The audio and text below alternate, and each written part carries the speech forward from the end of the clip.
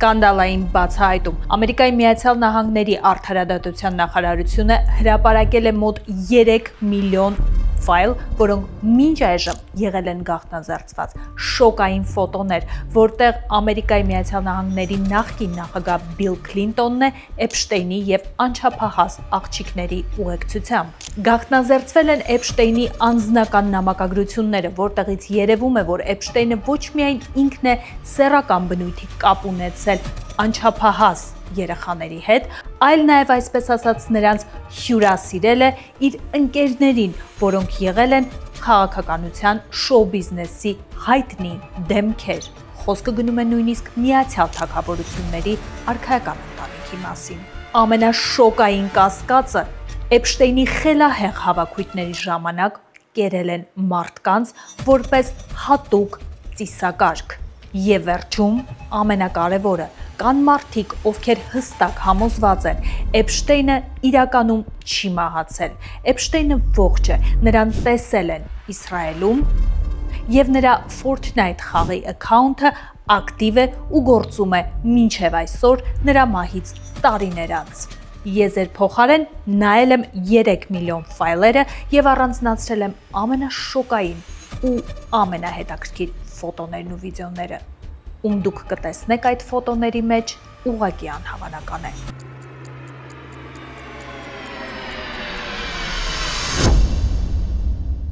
Եթե ապրում եք Գլենդելում, Բրբանկում, Փասադենայում եւ փնտրում եք վայր, որտեղ կարող եք լավ, իսկապես պրոֆեսիոնալ մասնագետի միջոցով խնամել ձեր մաշկը, անել տարբեր խնամքի եւ էսթետիկ պրոցեդուրաներ, հիշեք այս հասցեն ժողովուրդ։ Զարա Հարությունյանը 20 տարի իր Zavant Aesthetics մեծ սպան աշխատեցնում է West Hollywood-ում։ Իդեպ այս տարիների ընթացքում բազմաթիվ հոլիվուդյան աստղերի հետ է աշխատել նաեւ, իսկ հիմա նոր մասնաճյուղ բացել է մեզ հայերիս ավելի մոտ Բրբանկում։ Ժողովուրդ, հիմա այնքան շատ են մասնագետները, ովքեր անում են էսթետիկ պրոցեդուրաներ, բոթոքս, ֆիլեր, վստահեք եւ ընտրեք միայն այն մասնագետներին, ովքեր իսկապես ունեն երկար տարիների փորձ եւ իսկապես օգտագործում են լավ նյութեր։ Ու այս ամիս, եթե Zavant Aesthetics-ում անեք իմ սիրած պրոցեդուրաներից մեկը, PRP microneedling-ը, կստանաք այնպիսի զեղչ, որ չլսված է։ Ուրեմն, ինչա microneedling-ը, դա գործիք է, microneedling-ի օգնությամբ մենք բացում ենք անգլերեն ասած micro channels, այդ micro channel-ները մեզ թողնում են, որ այդ PRP-ն ներարկվի ոնց որ մաշկի տակ։ Երկրորդ մասը դա PRP-ն է, platelet rich plasma կամ տրոմբոցիտներով հագեցած պլազմա։ Ինչա դա։ Մարդիկ ասում են դա հեղուկ ոսկի է եւ 100% ես դրա հետ համաձայն եմ։ Մաշկը ավելի թարմանում է, սպիները քչանում կամ վերանում են, պայծառանում է, ավելի փայլագալի մաշկին, ու հետո էլ մաշկը ավելի լավ որակի է դառնում, որը օգնում է ինչ procedure դրանից հետո մարդ ուզենա անի, շատ ավելի լավ ու արագ ռեզալտներ կտեսնի։ Անպայման հիշեք Zavant Aesthetics-ի հասցեն, եկեք, փորձեք ու իդեպ ձեզ ասեմ ամեն ամիս այստեղ շատ լավ առաջարկներ ու զեղչեր են լինում։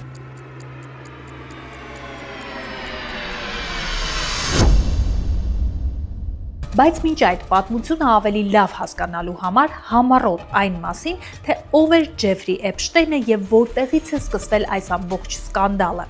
Իդեպ, ես ունեմ առանձին մանրամասն վիդեո YouTube-ի իմ ալիքում, որտեղ պատմել եմ Էփշտեյնի եւ նրա, այսպես ասած, տարօրինակ ու սկանդալային կղզու մասին, որտեղ ուղղակի անիրական բաներ էին տեղի ունենում, խորհուրդ եմ տալիս, որ անպայման գնաք նայեք այդ վիդեոն։ Եվ այսպես, Ջեֆրի Էփշտեյնը սկսում է իր կյանքը եւ կարիերան որպես սովորական մաթեմատիկայի ուսուցիչ։ Նա, այսպես ասած, փայլուն մաթեմատիկական խելք ուներ եւ սկզբում ուղղակի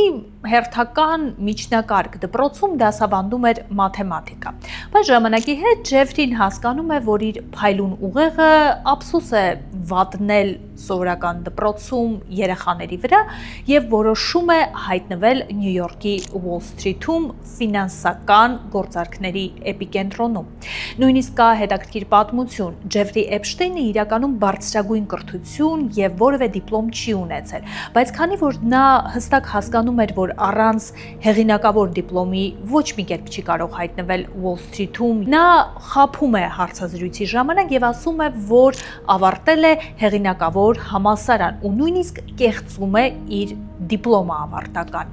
Դրանից հետո նա ընդունվում է աշխատանքի եւ Ջեֆրի Էփշտեյնի հրաշալի մաթեմատիկական գիտելիքները, հմտությունները եւ այսպես ասած քթի ծակը միանգամից նրան կարիերայի հրաշալի աճ են բերում, որովհետև նա սովորական ֆինանսական խորհրդատուից շատ կարճ ժամկետներում դառնում է իսկապես Wall Street-ի ամենաերիտասարդ, բայց ամենախոստումնալից ֆինանսական կոնսուլտանտներից մեկը։ Որոշ ժամանակ հետո Ջեֆրի Էփշտեյնը դուրս է գալիս աշխատանքից, ընդ որում դա լինում է շատ բանալ մի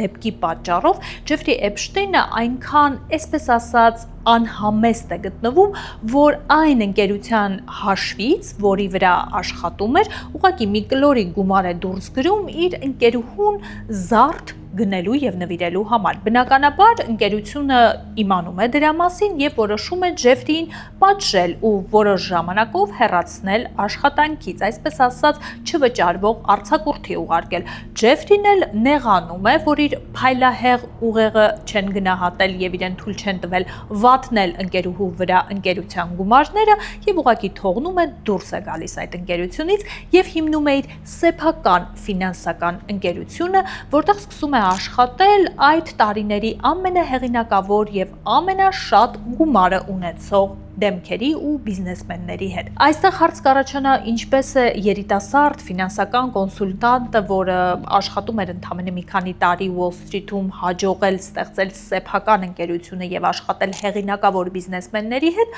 պատասխանը շատ պարզ է։ Ջեֆրի Էփշտեյնը հենց ամենասկզբից հասկանում էր ոսկե կանոնը։ Կարևոր չէ, թե դու ինչպես ես աշխատում, կարևոր է, թե դու ում հետ ես հանգստանում, այսպես ասած։ Ջեֆրի Էփշտեյնի մասին նույնիսկ ժամանակ առ ժամանակ, երբ խոսում էին, զարմանքով էին արտահայտվում, ասում էին, որ սովորաբար այն մարդիկ, ովքեր նման քանակի գումար ունեն, օր ու գիշեր աշխատում են։ Ջեֆրի Էփշտեյնը բացառություն էր, նա օր ու գիշեր հանգստանում էր։ Իսկ պատճառն այն էր, որ Ջեֆրի Էփշտեյնը հասկացել էր կարևոր մի բան։ Նա պետք է ժամանց կազմակերպեր եւ որքան հնարավոր է շատ ժամանակ անցկացներ այն մարդկանց հետ, ովքեր պետք է լինեին նրա պոտենցիալ ոչ միայն հաճախորդները, այլ նաև լավ ընկերները, որոնց միջոցով էլ իրականում տարիներ հետո Ջեֆրի Էփշտեյնը կարողանում է երկար ժամանակ խուսափել արդարադատությունից։ Եվ այսպես Ջեֆրին ստեղծում է իր անձնական ընկերությունը,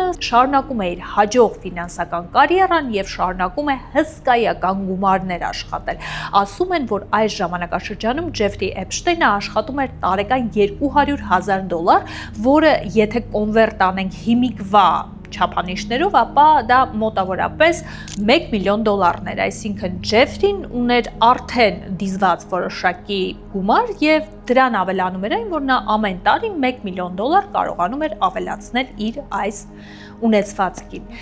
Ինչը տեղի ունենում հենց այս ֆինանսական կարիերայի բուրըն աճի ու զարգացման ժամանակ, իսկ ավելի կոնկրետ 2005 թվականին։ 2005 թվականին Ֆլորիդայի, իսկ ավելի կոնկրետ Մայամիի ոստիկանություն դիմում է մի ընտանիք, որը շատ անհանգստացած հայտնում է, որ իրենց 14 տարեկան անչափահաս աղջիկը շատ երկար ժամանակ է անցկացնում մի մեծահարուստի առանձնատանը եւ դա բավական անհանգստացնում է ընտանիքին, նրանք մտածում են, որ այս մեծահարուստի առանձնատուն երեխան գնում է ոչ թե սեփական կամքով, այլ ինչ որ մութ գործեր են այնտեղ կատարվում։ Ոստիկանությունը, երբ ստուգում է, թե որ առանձնատան մասին է խոսքը, շատ է զարմանում, որովհետև պարզվում է, որ դա հայտնի ֆինանսիստ Ջեֆրի Էփշտեյնի առանձնատունն է։ Ու բնականաբար, քանի որ ոստիկանությունը գործ ուներ նման հեղինակավոր ֆիգուրի հետ, միանգամից գնալ դուռը ծեծել եւ ասել, որ Ջեֆրի Էփշտեյնին կասկածում են նրա մեջ, որ իր տուն գալիս գնում է անչափահաս երեխա կասկածելի գործերի համար, հնարավոր չէր։ Ու հենց այդ պատճառով էլ ոստիկանությունը ուղղակի որոշում է լուր հետևել։ Շաբաթներ հետևելու արդյունքում ոստիկանությունը հասկանում է, որ երեխան, որի համար ընտանիքը դիմել էր ոստիկանություն, միակը չէր։ Ջեֆրի Էփշտեյնի առանձնատուն շատ տարօրինակորեն գալիս էին մեծ թվով երեխաներ, որոնք արտաքին տեսքից մոտավորապես 14-ից 16-17 տարեկանի սահմաններում էին։ Ինչի համար էին երեխաները գալիս Ջեֆրիի առանձնատուն, անհասկանալի էր։ Հենց այդ ժամանակ ոստիկանությունը որոշում է գնալ այս երեխաների դպրոցների հետքերով եւ հերթական անգամ գնալով Մայամի տեղական high school-ը, այսինքն բարձր դպրոցը, որտեղ սովորում են հենց 14-ից 17 տարեկան երեխաները, ոստիկանությունը շոկային մի բան է բացահայտում։ Պարզվում է, որ այս տարիքի աղջիկների շրջանում պտտվում է, այսպես ասած, խոսակցություն, որ եթե աղջիկները ուզում են արագ գումար աշխատել, ապա տեղանքում կա մի մեծահարուստ մարդ, ով որ պատրաստ է պարզապես մերսման մի սեանսի համար վճարել մոտավորապես $200-ից $500 եւ շատ աղջիկներ, ովքեր ունեն գումարի կարիք, բնականաբար համաձայնվում են այս աշխատանքին։ Ու հենց այս ժամանակ բացահայտվում է Էփշտեյնի պատմության առաջին ցնցող փաստը։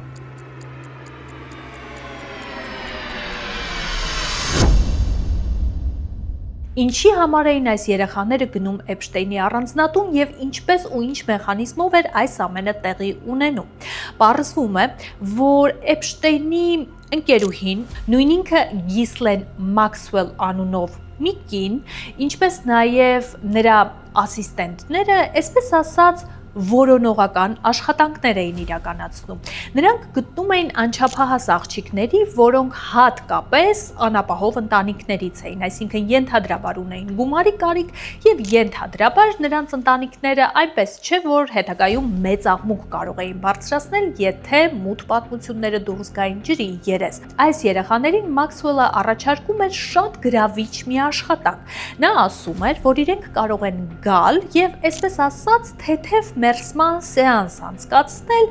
Ջեֆրի համար, այդպես էին անվանում նրանք Էփշտեյնին, եւ այս կարճ ու լրիվ անմեղ ու լրիվ նորմալ մերսման սեանսի համար Ջեֆրին պատրաստ է իրենց վճարել $200-ից $500։ Բնականաբար այս երեխաների համար առաջարկը շատ գրավիչ է հնչում։ Բազմաթիվ աղջիկներ համաձայնում են գնալ այսպես ասած մերսման սեանսները իրականացնելու։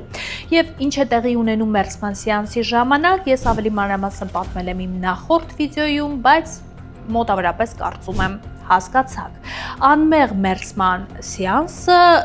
շարունակվում էր նրանով, որ Ջեֆրի Էփշտեյնը բավական, այսպես ասած, ես չեմ կարող բոլոր մանրամասներով բացատրել, թե ինչ է այնտեղ տեղի ունեցել եւ չեմ կարող շատ բառեր նկարագրել եւ օգտագործել, որովհետեւ YouTube-ը խիստ սահմանափակումներ է դնում, բայց կարծում եմ յուրաքանչյուրի երևակայությունը բավականին հերիքում է հասկանալու համար, թե հասուն տղամարդը մերսման սեանսի ժամանակ, ով որ հատուկ իր համար որպես մերսող հրավիրել է անչափահաս երեխայի, ինչ կարող էր անել։ Մի խոսքով, մերսման այս սեանսը վերածվում է նրան, որ երեխաները բավական տհաճ եւ անհասկանալի իրավիճակում են հայտնվում, որից հետո հնչում է առաջարկը որոշակի կապերի մեջ մտնելու եւ բնականաբար երեխաները, որոնք հայտնվել են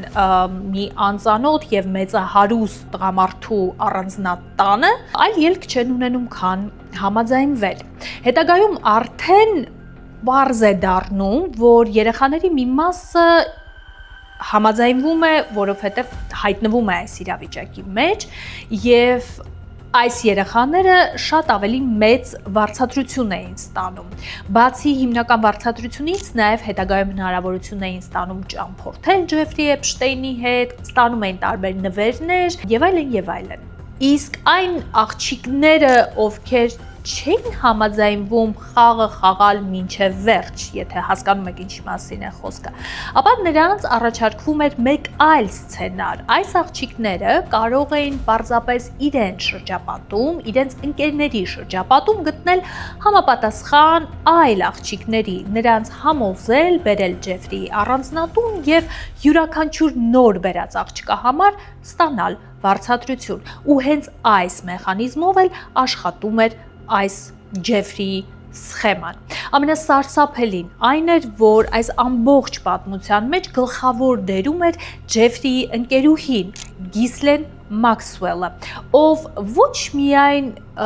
համոզում էր աղջիկներին, որ այնինչ կատարվում է Ջեֆրիի տանը լրիվ նորմալ է, լրիվ ընկալելի է եւ ոչ մի բանից պետք չէ նեղվել, վախենալ կամ սարսափել, այլ նաեւ շատ հաճախ այսպես ասած մերսման սեանսներին ինքն էլ մասնակցում էր։ Մի խոսքով կրքերը թեժանում են, այս փաստերը դուրս են գալիս ջրի երես, բայց ինչ է տեղի ունենում։ Ջեֆրի Էփշտեյնին ներկայացվում է մեղադրանք եւ գործը անցնում է ֆեդերալ դաշտ, այսինքն տեղական դետեկտիվները գործը փոխանցում են ֆեդերալ դաշտ, բայց ինչ է տեղի ունենում, Ջեֆրի Էփշտեյնին առաջարկում են ընդունել սեփական մեղավորությունը միայն փոքր եւ թեթև, այսպես ասած, հոդվածների համաձայն ու նրան սպառնում է եւ ըստ էության նա դատապարտվում է ընդամենը 13 ամսվա ուշադրություն 13 ամսվա ազատազրկման եւ ասել որ սա ազատազրկում է լինում երևի թե ձեռքառնել կլինի որովհետեւ ըստ վկայությունների Ջեֆրի Էփշտեյնի ազատազրկումը անցնում էր հետեւյալ կերպով նա ուներ իրեն անհրաժեշտ բոլոր հարմարությունները իր այսպես ասած բանտում նա նույնիսկ առանձին սենյակ ուներ որտեղ կարողանում էր անցկացնել տեսակցություններ, հեռախոսազանգեր անել, ժամանց անցկացնել, ավելին որոշ ժամանակ այս պայմաններում անազատության մեջ ապրելուց հետո Ջեֆրի Էփշտեյնին նույնիսկ թույլատրություն է տրվում կատարել բիզնես թռիչքներ, որովհետև անկախ նրանից, որ նա հայտնվել էր ճաղերի արանքում, միևնույն է Ջեֆրին շարունակում էր մնալ ժամանակի ամենահայտնի ու հեղինակավոր բիզնեսմեններից ու ֆինանսական խորհրդատուներից մեկը։ Ինչ է տեղի ունենում 13 ամիս հետո, բնականաբար Ջեֆրին դուրս է գալիս ազատության եւ կարծես թե ոչինչ չէր եղել։ Ամեն ինչ փոխվում է 2019 թվականին, երբ պայթում է հիմնական ռումբը։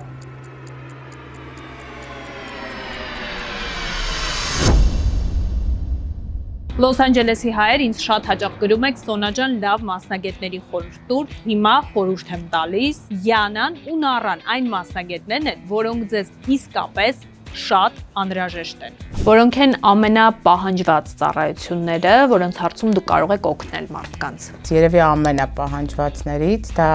երևի նոտարական ծառայություններն է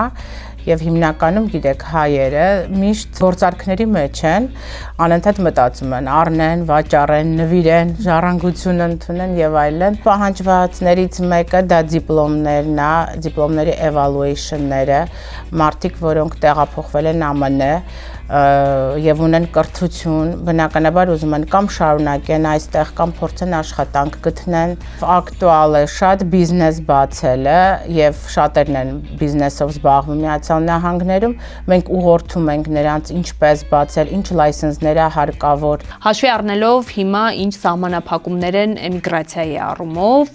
ինչ ծառայություններ են, որ գործում են, պահանջված են նաեւ այսօր։ Մարդիկ դառնում են citizen իրենց կամ ծնողին կամ երեխային green card-ի համար պետք է դիմեն։ Ունենալով ֆինանսական ու հատկապես թաքսերի հետ կապված հմտություններ, մենք օգնում ենք, որ օրինակ մեր հաճախորդները երբ գալիս են green card-ի համար դիմելուց, մենք անմիջապես հենց սկզբից կոնսուլտացիայի ժամանակ կարողանում ենք ճիշտ ուղղորդել, թե ինչ է պետք, ինչպես իրենց ֆինանսական հարցերը լուծեն, որ կարողանան հեշտությամբ իրենք դառնան հովանավոր իրենց հարազատի համար։ Մենք մի տեղում մասնագիտացված ենք, ինչպես ունենք նոտարական, թարգմանչական, ինչպես նաև ֆինանսական հմտություններ եւ դրա հաշվին մեր հաճախորդները ստիպված չեն լինում տարբեր տեղեր գնան տարբեր ծառայությունների համար եւ մեկ վայրում մենք բազմաթիվ հարցեր ենք նրանց համար լուծում եւ հեշտացնում ենք։ Իսկ դուք հիշեք Y&N Document Assist-ի Instagram-ի էջը, հեռախոսը համարը, որովհետև Յանան ու Նարան մասնագետներ են, ովքեր ձեզ եւ ձեր ընկերներին, ովքեր ապրում են այստեղ Լոս Անջելեսում, ամեն օր կարող են պետք գալ։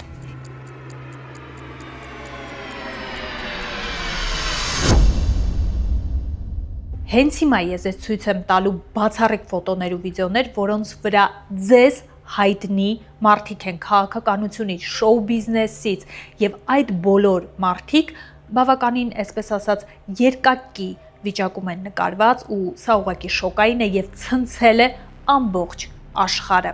Բայց մինչ այդ վերադառնանք 2019 թվականին, որովհետև կարևոր է այս պահը հասկանալ շատ կարճ, ինչպես է պայթում ռումբը եւ ինչ է տեղի ունենում Ջեֆրի Էփշտեյնի հետ։ 2019 թվականին դուրս են գալիս ցնցող մանրամասներ Ջեֆրի Էփշտեյնի գործի հետ կապված, որովհետև որոշում են խոսել Ջեֆրի Էփշտեյնի իրական զոհերը, այն կանայք, ովքեր Էփշտեյնի ճիրաններում հայտնվել են, երբ եղել են ընդամենը 14, 15, 16 տարեկան երեխաներ։ Սա իսկապես ցնցող էր, որովհետև այս կանայք պատմում էին իրենց իրական պատմությունները, ինչպես են նրանք Մաքսվելի միջոցով հայտնվել Ջեֆրի առանձնատանը, ինչպես էին անցնում բոլոր այս մերսման սեանսները, ինչպես էին դրանք ուղղակի իսկական դժոխքի վերածվում աղջիկների համար։ Ավելին ասեմ, նրանք պատմում էին, թե ինչպես էին հայտնվելով Ջեֆրիի մոտ, այսպես ասած, գերության մեջ հայտնվում 14 տարեկանում եւ այն պահին, երբ դառնում էին 17-18 տարեկան, նրանց ուղղակի բաց էին թողնում, ինչու, որովհետեւ աղջիկները արդեն չափազանց մեծ էին եւ ծեր էին Ջեֆրիի համար։ Աղջիկների պատմությունները մինչև այսօր էլ հասանելի են YouTube-ում, դուք կարող եք ինքներդ փնտրել, գտնել եւ մանրամասն նայել այս իսկապես ցնցող հարցազրույցները։ Հատկապես Ջեֆրիի գործում առաջնային դեր կատարում են մի քանի աղջիկների վկայություններ։ Կանանցից մեկը օրինակ մանրամասն պատմում է այն մասին, որ հիմնականում հայտնվել է ոչ միայն Ջեֆրիի ճիրաններում, այլ նաև մի հայտնի վարչապետի, որի անունը նա չի նշում, եւ թագավորական ընտանիքի ներկայացուցչի, իսկ մասնավորապես արքայազն Էնդրյուի ճիրաններում։ Կինը մանրամասն պատմում է, թե ինչպես է արքայական ընտանիքի ներկայացուցիչը արքայազն Էնդրյուն սեռական բնույթի ոտնձգություններ իրականացրել իր նկատմամբ, երբ նա եղել է անչափահաս, եւ իր խոսքերը ապացուցելու եւ հիմնավորելու համար կինը նույնիսկ ներկայացնում էր լուսանկարներ։ Այս իրադարձությունից հետո ամբողջ թագավորական ընտանիքը եւ ամբողջ Միացյալ Թագավորությունը խառնվում է իրար։ Արքայազն Էնդրյուն ստիպված է լինում նույնիսկ հրաժարվել իր թագավորական տիտղոսից եւ փոխհատուցում տալ կնոջը, այսինքն բառացիորեն նա ընդունում էր իր նկատմամբ ներկայացրած մեղադրանքը, որովհետև ֆոտո ապացույցները ասում էին ամեն ինչ։ Իհարկե, այս ամենից հետո իրադարձությունները բավական դաժան են շարունակվում կնոջ համար, որովհետև նա որոշ ժամանակ անց այս փոխհատուցումը ստանալուց հետո ավտովթարի է ենթարկվում, ինչի արդյունքում բավական ծանր իրավիճակում է հայտնվում եւ դրա արդյունքում էլ որոշում է ինքնուրույն հեռանալ այս կյանքից, այսպես ասած։ Կանանց վկայությունները իսկապես ցնցող էին, որովհետև նրանք ոչ միայն պատմում էին այն սխեմայի մասին մանրամասնորեն, թե ինչպես էին հայտնվում Ջեֆրի Էփշտեյնի ճիրաններում, այլ նաև պատմում էին, թե ինչպես էին իրենց, այսպես ասած, հյուրասիրում Ջեֆրիի հայտնի ընկերներին։ Կանանցից մեկը նույնիսկ այսպիսի անիրական համեմատություն է անցկացնում, նա ասում է, որ տպավորություն էր, որ այնպես ինչպես գնում ես ընկերոջը տուն եւ փորձում ես տանել հետը թանկարժեք շամպայն ու զարմացնել ընկերներին, այդպես էլ Ջեֆրին վարվում էր կանանց եւ աղջիկների հետ։ Նա պարզապես ամեն անգամ իր ընկերների մոտ գնալիս կամ իր ընկերներին իր մոտ հյուրընկալելիս ներկայացնում էր հերթական աղջկան եւ որքան ճոխ էր, որքան գրավիչ էր այդ աղջիկը, այնքան ինքը ավելի հաղթանակած էր իրեն զգում ընկերների շրջանակներում։ Բայց մի հետաքրքիր բան կա, կանանցից մի քանիսը նաև խոսում էին այն մասին, որ Ջեֆրիի համար սա ոչ թե ուղղակի անոմալ, այսպես ասած, սեռական ցանկություն էր աղջիկների նկատմամբ, այլ նաև հստակ ճանապարհ էր շանտաժի ենթարկելու հեղինակավոր մարդկանց, լինի դա քաղաքականությունից, թե շոու բիզնեսից։ Տպավորություն էր եւ նույնիսկ երբեմն Ջեֆրին կիսվում էր աղջիկների հետ այդ փաստով, որ ինքը ծանոթացնում է իր, այսպես ասած, ոչ այդքան բարոյական ընկերներին աղջիկների հետ, որպեսզի բավական շատ կոմպրոմատ կարողանա հավաքել եւ իսկապես այս վարկածը շատ է պտտվում, որ իրականում Ջեֆրին այո եղել է առանց որևէ մարդկային հատկանիշի եւ բարոյականության բոլոր նորմերից դուրս, բայց Ջեֆրիի համար այս ամբողջ համակարգը գործել է ոչ միայն որպես սեփական հաճույքները բավարարելու տարբերակ, այլ նաեւ հստակ որպես մեխանիզմ, որպեսզի նա կոմպրոմատ հավաքեր հստակ մարդկանց վրա եւ հետո ամեն ինչ աներ, որպեսզի այդ կոմպրոմատների շնորհիվ այդ մարդիկ ծառայեն իր շահերին։ Բնականաբար բարձրացած այս աղմուկի ֆոնին Ջեֆրին այլևս չէր կարող խուսափել արդարադատությունից, ինչ է տեղի ունենում, Ջեֆրիին ձերբակալում են, ձերբակալությունից ընդամենը որոշ ժամանակ անց Ջեֆրին որոշում է, ինչպես ասենք, որ YouTube-ը մեզ ոչ մի տիպի չսահմանափակի, որոշում է ինքնուրույն հեռանալ այս աշխարհից։ Եվ իհարկե այս իրադարձությունից հետո Ջեֆրիի հետ կապված տարբեր, այսպես ասած, հետաքրքիր վարկածներ եւս պտտվում են, ոմանք ասում են, որ Ջեֆրին շատ հավանական է, որ եղել է KGB-ի գործակալ, Ռուսաստանի կողմից ուղարկված, ամբողջ խնդիրը այն էր, որ այսպես ռուսական կողմը փորձում էր ամեն ինչ անել, որպեսզի Ջեֆրին հավաքի կոմպրոմատներ հայտնի քաղաքական գործիչների վրա եւ դա փոխանցի Մոսկվային։ Իհարկե սրանք միայն բամբասանքներ են եւ սրա համար ոչ մի հստակ ապացույց գոյություն չունի։ Եվ իհարկե երկրորդ վարկածը այն է, որ իրականում Ջեֆրին եւ Մաքսվելը նրա ընկերուհին արմատներով եղել են Իսրայելից, հրեական արմատներ են ունեցել եւ իրականում Ջեֆրիին կապում են իսրայելական գաղտնի գործակալության Մասադի հետ, բայց այդպես էր, թե այդպես չէր, հստակ որևէ ապացույց չկա։ Իսկ հիմա հասանք ամենակարևոր պահին, ինչի համար դուք կլիկ եք արել եւ սկսել եք նայել այս վիդեոն։ Իհարկե, այն ցնցող, շոկային ֆոտոները, վիդեոները, որոնք հասանելի են դարձել ընդհանրապես վերջերս, որովհետեւ դրանք վերջապես գաղտնազերծվել են։ Գնացինք։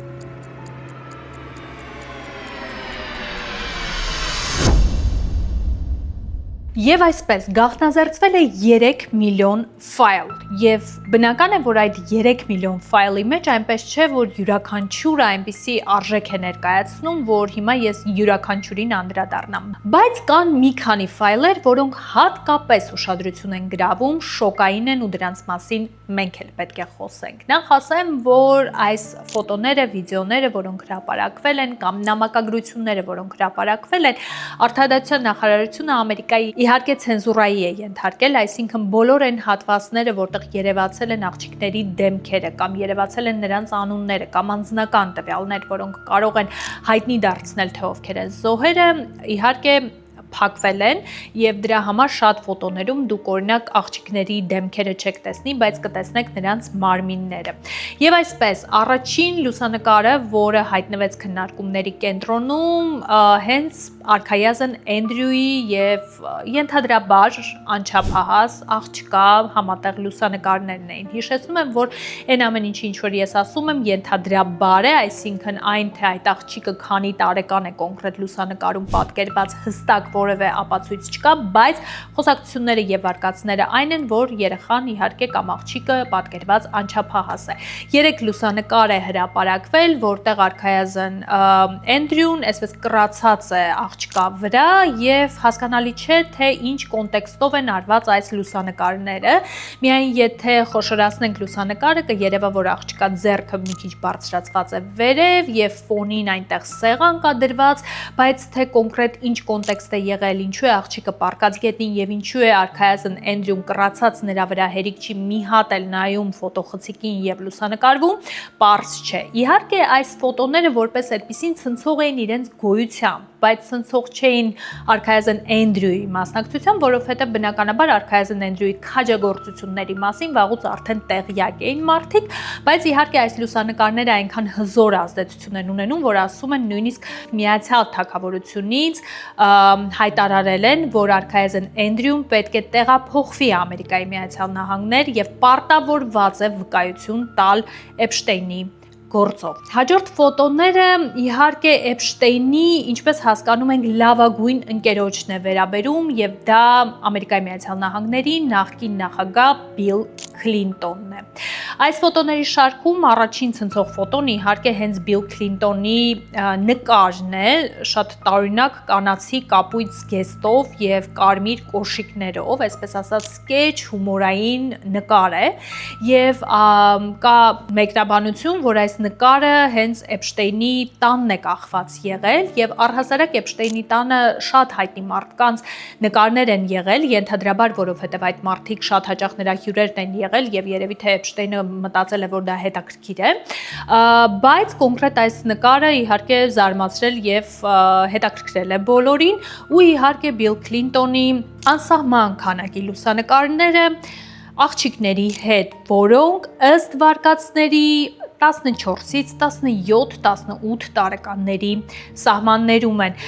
Նաև կան խոսակցություններ այն մասին, որ Բիլ Քլինտոնը իրականում եղել է ոչ միայն Էփշտեյնի լավագույն ընկերներից մեկը, այլ նաև եղել է թե նրա չարաբաստիկ կղզու եւ թե առհասարակ նրա չարաբաստիկ տան ու հավաքույթների ամենահաճախակի այցելուն եւ բնականաբար այս լուսանկարները այնքան ազդեցիկ են եղել, որ հիմա Բիլ Քլինտոնը եւ նրա կինը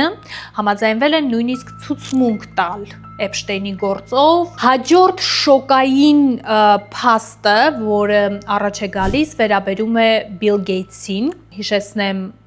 Microsoft-ի հիմնադիր եւ այդ պահի դրությամբ աշխարհի ամենահարուստ մարդը։ Բիլ Գեյթսի հետ կապված իհարկե կան լուսանկարներ, բայց այդ լուսանկարները, այսպես ասած, չարիած փոքրագույնն են, որովհետև որպես այդպեսին ոչ մի ապացույց իրենցից չեն ներկայացնում, միայն Բիլ Գեյթսն է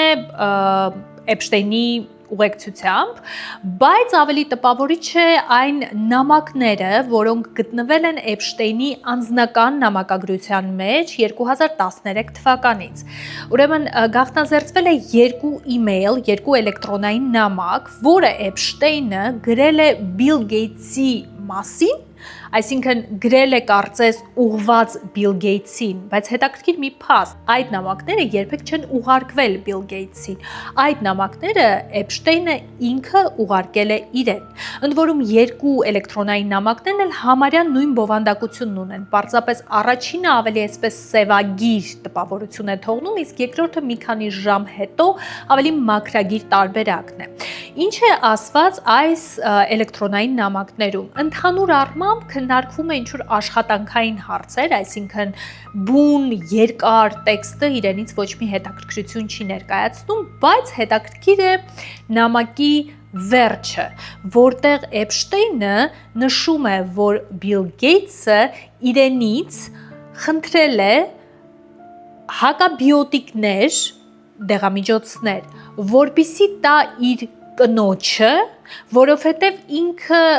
որոշակի տեսակի հիվանդություն է ձեռք բերել ռուս աղջիկների հետ խնջույքների արդյունքում եւ փոխանցել է կնոջը ու ենթադրաբար չի ցանկանում, որպիսի կինը հայտնաբերի իր սեփական հիվանդությունը։ Այս շոկային էլեկտրոնային նամակի հրապարակվելուց հետո բնականաբար մեկնաբանություն խնդրել են Բիլ Գեյթսից, համենայն դեպս այս պահին, վիդեոյի նկարահանման պահին Բիլ Գեյթսի միակ պատասխանը եղել է այն, որ այո, ինքը ճանաչել է Էփշտեյնին եւ այո, ինքը հյուրընկալվել է Էփշտեյնի մոտ, երբեմն իրար հետ ժամանակ են անցկացրել, բայց ոչ մի անօրինական խնջույքների, հավաքների եւ կապերի մեջ ինքը ներգրաված չի եղել։ Երբ հարցազրույց են անցկացրել եւ նույն հարցը տվել են Բիլ Գեյթսի արդեն նախկին կնոջը, նա ուղղակի ասել է, որ չի ցանկանում պատասխանել այս հարցին եւ առհասարակ ուրախ է, որ այս խնդիրը այլևս իրեն չի վերաբերում եւ վերաբերում է միայն Բիլին։ Դատեք ինքներդ, ինչ է նշանակում այս էլեկտրոնային նամակը։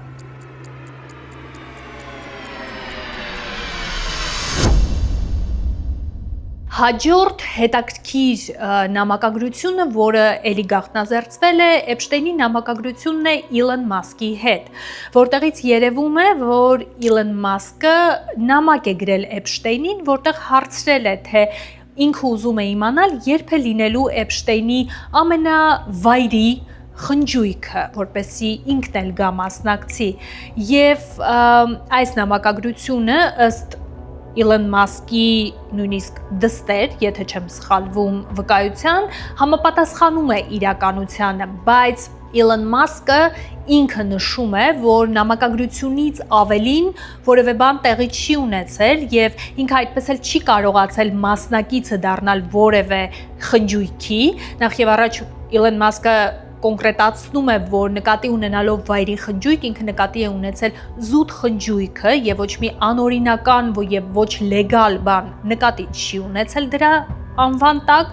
եւ երկրորդը իր նամակագրությունը մնացել է միայն նամակագրություն, ինքը այդպես էլ ժամանակ չի ունեցել եւ չի այցելել Էփշտեյնին։ Լուսանկարները բազմաթիվն են եւ դրանք պտտվում են առատորեն Instagram-ում, YouTube-ում,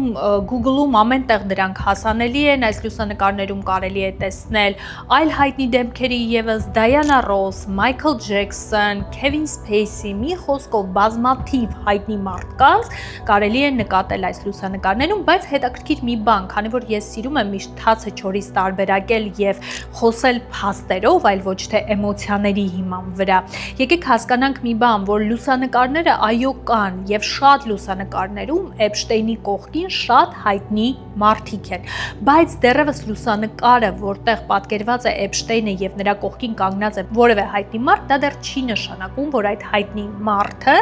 ներգրավված է եղել որևէ անօրինական գործարքի,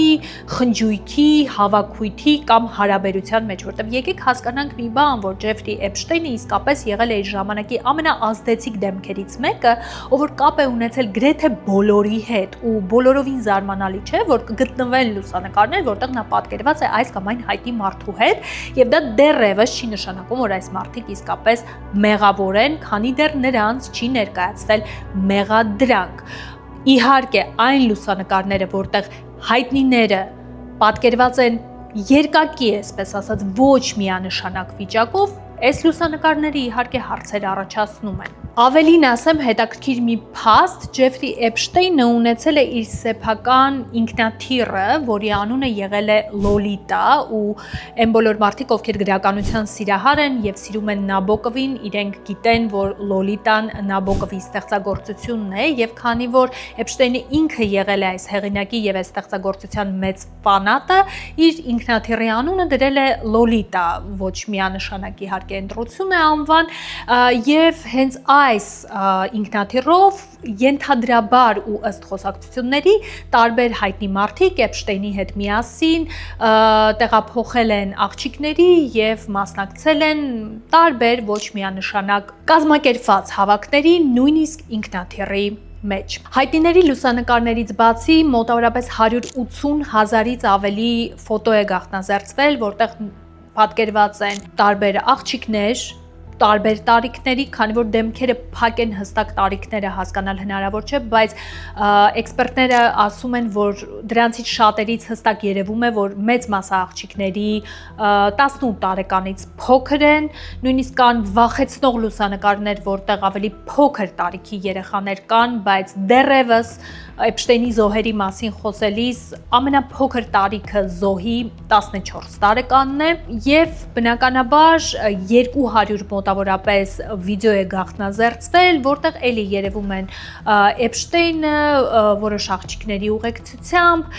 եւ այլն, այսինքն հիմնականում վիդեո ֆոտո արխիվներ, որոնք ցույց են տալիս Էփշտեյնին, նրա հյուրերին եւ աղջիկների, ովքեր այդ ժամանակահատվածում եղել են նրա կողքին։ Գաղտնազերծված ֆայլերի մեջ կա նաև ֆայլեր ինֆորմացիա Էփշտեյնի, այսպես ասած, գաղտնի սենյակի մասին ու նույնիսկ լուսանկար կա, որտեղ երևում է հին մերձման սեղան եւ ենթադրաբար դա հենց այն չարաբաստիկ մերձման սեղաններից մեկն է, որ Էփշտեյնը օգտագործել է ու նույնիսկ սպասավորները եւ տան աշխատողները Էփշտեյնի հիշում են, որ այդ գաղտնի սենյակում, որտեղ կար նրա մերձման սեղանը, կար հստակ հրաման, որ նրա այդ մերձման սեղանի վրա պետք է լինեն $100 եւ դրանք պետք է մերձման սեանսից հետո արդեն սպասավորները գային եւ հավաքեին։ Բացի լուսանկարներից, վիդեոներից եւ հայտնի ընկերների հետ էլեկտրոնային նամակագրությունից, նաեւ անձնական նամակագրություններ են ի հայտ եկել, որոնք ես բառացի չեմ ընթերցի, բայց կասեմ, թե ինչ են դրանք տվել հետաքննությանը, իսկ տվել են այն, որ օրինակ ի հայտ է եկել Ալեքսանդր Ակոստայի անունը, որը բարձրաստիճան պաշտոնյա է եղել եւ եթե չեմ սխալվում հիմա էլ պաշտոնի է եւ այդ ժամանակահատվածում 19 տարի առաջ դեռևս պարզվում է, որ ֆեդերալ դաշտում եղել են բավականաչափ ապացույցներ, որոնք թույլ էին տալու ձերբակալել Ջեֆրի Էփշտեյնին, բայց դա մոտավորապես հենց այն ժամանակաշրջանն էր, երբ ես ասացի, որ նրան տալիս են ընդամենը 13 ամիս անազատության մեջ եւ հիմա արդեն պարզ է դարձել, որ հենց այդ ժամանակ Ալեքսանդր Ակոստան ունենալով բարձր պաշտոն հնարավորություն է ստացել այնպես դասավորել, որ Ջեֆրի Էփշտեյնին ներկայացվի մեղադրանք միայն թեթև հոդվածով եւ նա ստանա 13 ամսվա ազատազրկում միայն, սա եւս կարևոր փաստ էր Իհարկե ինձ համար ճիշտն ասած ոչ այդքան զարմանալի, որովհետև գուցե այո անունը զարմանալի էր, որ այսպես ի հայտ է եկել եւ գուցե հետաքննության համար դա եղանակ է փոխում, բայց եկեք հստակ բոլորս հասկանանք, որ երևի թե Ջեֆրի Էփշտեյնը Նյու Յորքի կամ, չգիտեմ, Ֆլորիդայի, Մայամի կենտրոնում կամ իր սեփական կղզում դժվար թե աներ այս բոլոր քաջագործությունները ներգրավելով ամենաթոփ հայտնի դեմքերին եւ դրա մասին տարիներ շարունակ ոչ մեկ չիմանար կամ որ զոհերը խոսեին բարձրաձայնային հնարավոր չլիներ նրան ձերբակալել։ Իհարկե, Ջեֆրի Էփշտեյնի տարիներով կառուցած կապերը եւ գումարը իրենց դերը խաղացել էին եւ դա որպես այդպեսին բացահայտում չէր կարող լինել։ Գաղտնաձեռցված ֆայլերի մեջ հաջորդ հետաքրքիր բանը դա այսպես ասած playbook-ն էր, ուղեցույցն է, որը պատմում է ավելի հստակ, թե ինչպես է սխեման աշխատել աղջիկներին գրավելու եւ բերելու Ջեֆրիի ճանկերը։ Ես մի քիչ առաջ պատմեցի, որ իրականում երբ վկաները, զոհերը հարցազրույցներ էին տալիս, իրենք մոտավորապես պատմել են այս սխեմայի մասին, հիմա արդեն գաղտնաձեռցվել են ֆայլեր, որոնք հստակ ցույց են տալիս, որ դա իսկապես համապատասխանում է իրականությանը։ Աղջիկների որսը, որպես այսպեսին, կատարվել է երկու հիմնական ճանապարհներով։ Ճանապարհ առաջին դա եղել է մոդելային տարբեր գործակալությունների միջոցով։ Հետաքրքիր մի բան պատմեմ, որ սկզբնական շրջանում, երբ նոր է Ջեֆրի Էփշտեյնը սկսել իր կարիերան ֆինանսական, նրա լավագույն հաճախորդներից մեկը, որի հետ նա նաև շատ մտերմիկ ընկերական կապի մեջ էր, հենց այն մարդն էր, ով եղել է Victoria's Secret ընկերության հիմնադիրը եւ բնականաբար սկզբնական этаպում հենց Victoria's Secret բրենդի անվան տակ Ջեֆրի Էփշտեյնը շատ հաճախ է կազմակերպել, այսպես ասած փոքրիկ լսումներ այս կամ այն մոդելի հետ եւ շատ հաճախ է այս լսումների ժամանակ չարաշահել իր դիրքը ու նույն սխեման շարունակվել է նաև հետագայում, այսինքն կապերը տարբեր մոդելային ընկերությունների, գործակալությունների հետ, որոնց միջոցով փորձել են ներգրավել աղջիկների, շատ ակտիվ աշխատել է ու հետաքրքիր մի ինֆորմացիա էլ է պտտվում ամբողջ համացանցով, որը ուղղակի ինձ շոկի մեջ էր գցել։ Իհարկե Ջեֆրի Էփշտեյնի նոթերում շատ հաճախ է խոսվել ռուս աղջիկների մասին, այսինքն սլավոնական արտաքին ունեցող աղջիկների մասին եւ նույնիսկ պտտվում են այնպիսի խոսակցություններ, որ կան գաղտնաձեռցված ֆայլերի մեջ հիշատակում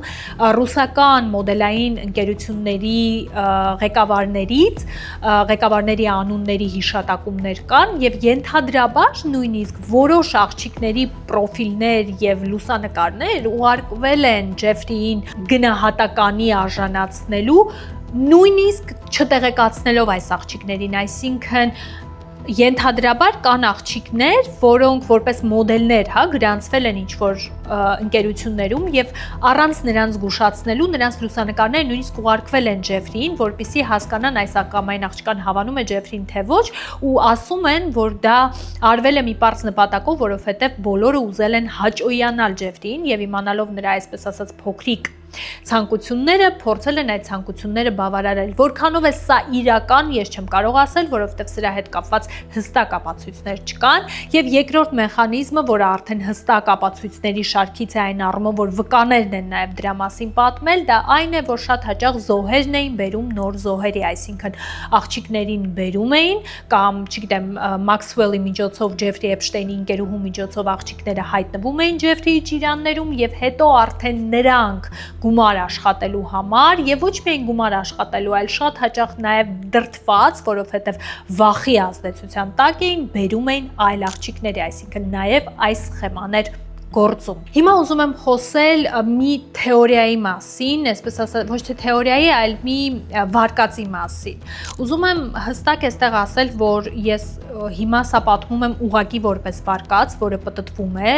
եւ նաեւ խորհուրդ եմ տալիս, որպեսզի Ջեֆրի Էփշտեյնի եւ նրա պատմության ու նրա ֆայլերի հետ կապված բազմահազար վիդեոները նայելիս փորձեք իհարկե մի քիչ փնտրել իրական աղբյուրները, ինչու որովհետեւ հիմա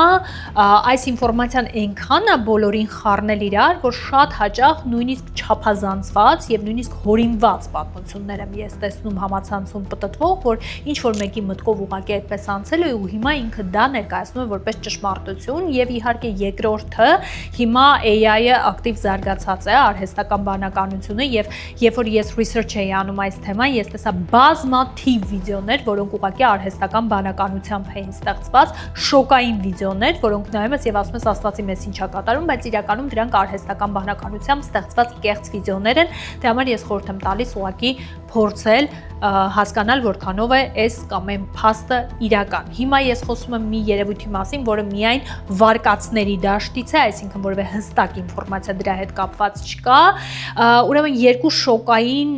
վարկած է պտտվում։ Առաջինը այն է, որ Ջեֆրի Էփշտեյնի անձնական նամակագրությունը,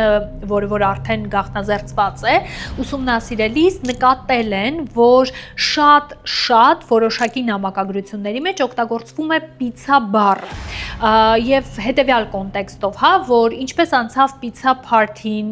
հավանեցիք ձեր պիցան, մենք նորից ենք ուզում պատվիրել պիցա եւ այլն։ Ու այս հաճախակի հիշատակումները պիցայի հետ կապված բերել է այն վարկածին, որ շատերը մտածում են, որ պիցան իրականում գաղտնաբառն է երեխայի եւ յուրաքանչյուր անգամ երբ Էփշտեյնը որևէ մեկի հետ քննարկել է արդյոք ինքը կարող է ուղարկել պիցա, ինչպես անցավ պիցա party-ին, ինչպես համով էր պիցան թե ոչ, իրականում նկատի է ունեցել հերթական աղջկան կամ աղջնակին, որին ուղարկել է տվյալ անձի մոտ։ Սա իհարկե շոկային է, բայց կրկնում եմ, սա ընդհանրապես վարկած է եւ երկրորդը իհարկե հիմա ակտիվ պտտվում է համացանցում լուսանկարը Լեդի Գագայի մասնակցությամբ եւ մի շարք այլ հայտնիների մասնակցությամբ, որոնք ինչ որ տարօրինակ բան են համտեսում եւ նաեւ ակտիվ պտտվում է խոսակցությունը այն մասին, որ իրականում այս խելահեղ հավաքույթների ժամանակ հայտնիները հավաքվել են եւ պետքա փորձեմ ձևակերպել այնպես, որ YouTube-ը հանկարծ խնդիր չսարքի, համտեսել են իրական անձնավորությունների։ Okay։ Ինձ թվում է դուք հասկացաք ինչի մասին է խոսքը։ Իհարկե սա շոկային է եւ նորից եմ կրկնում սրա համար ոչ մի ապացույց չկա, սրանք ընդհանրապես վարկածներ են, նույնիսկ կան վարկածներ նրա հետ կապված, որ աղջիկները, ովքեր որ եղել են Էփշտեյնի միջավայրում, նրանք հղիացել են եւ այս երեխաներին իրենց ձեռքից վերցրել են նպատակներով, որոնք որ ես ակնարկեցի, մի խոսքով, բայց սա ուղղակի ահավոր վարկածների շարքից է, ես ուղղակի դրանք նշեցի, բայց դրանց համար որևէ ապացույց չկա։ Հիմա ամենակարևոր պահը, որի մասին ես ուզում եմ անպայման խոսել, դա Թրամփին վերաբերող ֆայլերն են եւ հիշատակումներն են։ Իհարկե Էփշտեյնի գաղտնազերծված ֆայլերի արդյունքում ակտիվացան խոսակցությունները այն մասին, թե որքանով է ԱՄՆ նախագահ Դոնալդ Թրամփը ներգրավված այս ամբողջ իրադարձությունների մեջ եւ հիմա էլ Դոնալդ Թրամփի բոլոր մամուլի ասուլիսները, հարցազրույցները, հանդիպումները չեն անցնում առանց Էփշտեյնի հիշատակումների, բավականին բուռն հարց-պատասխաններ են տեղի ունենում, Թրամփը բավականին բուռն արձագանքում է։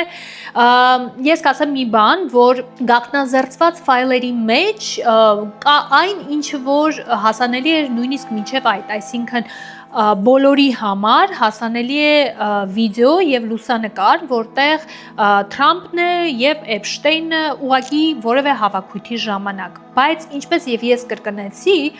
Էփշտեյնը ճանաչում էր բոլորին եւ միայն այն, որ նա նկարված է որևէ հայտնի մարդու հետ, բնականաբար չի կարող այդ մարդուն դարձնել արդեն մեղավոր ու հետեւաբար եկեք մի բան հասկանանք, որ խոսակցությունները մի բան են, բայց փաստը այն է, որ դեռևս գաղտնազերծված բոլոր տեսակի ֆայլերում Թրամփը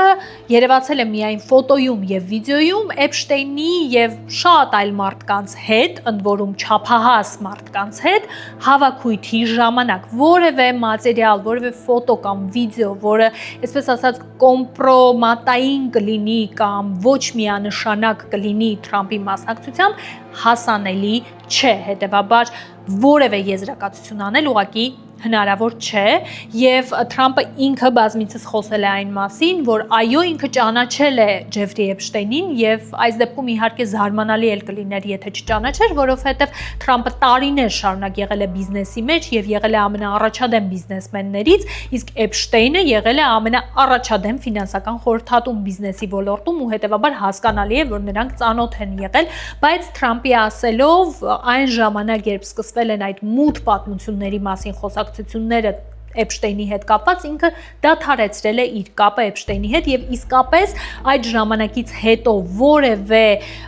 լուսանկար, վիդեո, որտեղ կերևա Թրամփը Էփշտեյնի հետ, գոյություն չունի։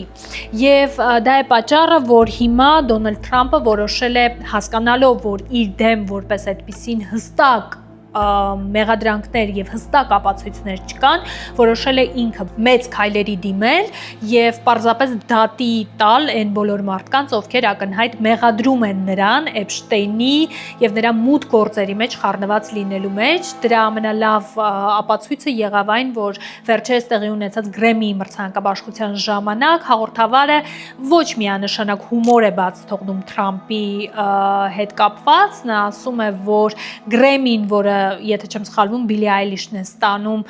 այնքան ցանկալի է երգիչների համար, արտիստների համար, որքան Գրինլանդիան ցանկալի է Դոնալդ Թրամփի համար, դե որովհետև Էփշտեյնի կղզին այլևս չկա, հիմա նոր կղզի է հարկավոր ու այս հումորից հետո Դոնալդ Թրամփը հրապարակային նշել է, որ նախ Գրեմին ամենաահավոր իրադարձությունն է, որ տեղի է ունենում հիմա եւ երկրորդը, որ այդ խղճուկ հումորիստին, հաղորդավարին, դերասանին պարզապես դատի է տալու եւ ինքը նրա մոտ է ուղարկելու իր իրավաբաններին։ Եվ վերջում երևի այս պատմության ամենաշոկային հատվածներից մեկը, նորից նշում եմ, սա ընդհանրապես կոնսպիրոլոգիա է եւ ընդհանրապես վարկած է, բայց սա առաջ եկավ այն ժամանակ, երբ գաղտնազերծվեցին Էփշտեյնի ֆայլերը։ Եթե այսօր մտնեք Instagram, YouTube, Google, ապա ակտիվորեն կտեսնեք լուսանկարներ, որտեղ մեկին մեկ երևում է, թե ինչպես է մի տղամարդ, որը ակնհայտորեն նման է Էփշտեյնին, բայց ավելի ծերացած է, ավելի մեծ տարիքի է, քայլում Իսրայելում։ Եվ դրանից հետո ակտիվացան խոսակցություններ այն մասին, որ իրականում Ջեֆրի Էփշտեյնը